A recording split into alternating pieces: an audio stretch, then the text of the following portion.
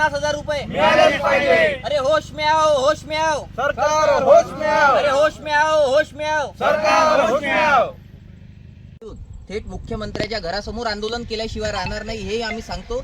जर प्रशासनाला, सरकारला शेतकऱ्यांची जर चिंता आहे तर त्यांनी तत्काळ कर्जमाफीचं आश्वासन पूर्ण केलं पाहिजे आणि नुकसानग्रस्त जितकेही अतिवृष्टीमुळे नुकसान जितकेही शेतकऱ्यांचं झालं त्यांना सरसकट 50,000 रुपये हेक्टरी नुकसान भरपाई दिली पाहिजे, हे समस्त शेतकऱ्यांची मागणी आहे।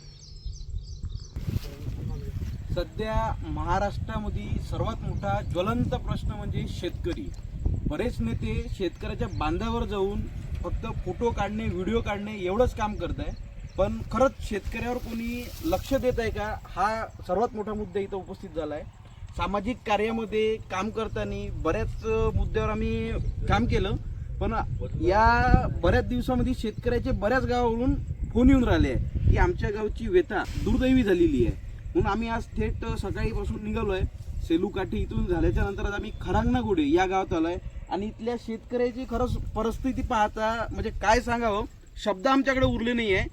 आज शेतकरीला जवळपास एकरी आम्ही तो विचारपूस केली, 20 ते 25,000 रुपये पर एकरी खर्च येत आहे आणि यांचं म्हणणं आहे की आम्हाला एकरी 1 क्विंटल 2 क्विंटल एवढंच सोयाबीन होईल किंवा ते होणार नाही, आमचा सोंगाचाही खर्च निघणार नाही आणि लागवडीचाही निघणार नाही।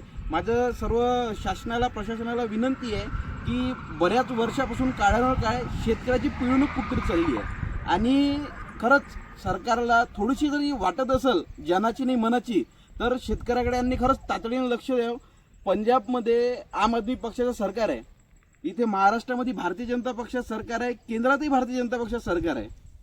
पंजाबमध्ये हेक्टरी 50,000 रुपये जर मदत जाहीर होऊ शकते तर महाराष्ट्रात का नाही, हा एक खूप मोठा महत्त्वाचा मुद्दा आहे।